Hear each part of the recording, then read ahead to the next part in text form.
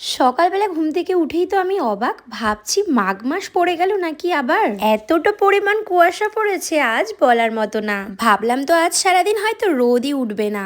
ঘরেতে ওইদিকে বাসন টাসন সব কিছু মেজে দেখছি না রোদ উঠে গেছে।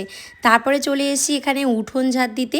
উঠোনটা তো দেখতেই পাচ্ছ রঙেই রঙময় হয়ে গেছে, তাই কিন্তু পুরো বাড়িতে আজকে জল দিয়ে ধুয়ে নিলাম। আর এত গরমের টান, মাটি পুরো জল দেওয়ার সাথে সাথে শুকিয়ে গেছে। তারপর তো হাত পা ধুয়ে আমি আমার জন্য একটা ডিম ভাজি করলাম। আমার আজকে অনেক দিন পর একটা ডিম ভাজি খেতে ইচ্ছা করলো। আমি ডিম একদমই পছন্দ করি না। ওদেরকে তো আজকে শাক ভাজি আর কিন্তু আলু সিদ্ধ দিয়ে খেয়েছি। এদিকে কিন্তু এই যে শাক ভাজি করেছিলাম সেই শাক ভাজা আর দেখ ভাত ঠাত সব হয়ে গেছে। ওদেরকে খেতে দিয়ে কিন্তু এইদিকে আমি বসিয়ে দিয়েছি মাছ।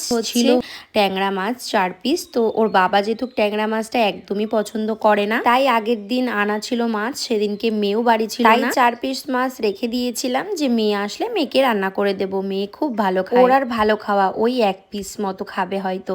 তারপরে এদিকে করছিলাম ওর বাবার জন্য সোয়াবিন। যেহেতু ঈশার বাবা কিন্তু একদমই মাছটা পছন্দ করে না, তার জন্য আলাদা একটা তরকারি বানাতেই হবে। তাই এদিকে কিন্তু আমি নিরামিষ সোয়াবিন করে নিচ্ছিলাম।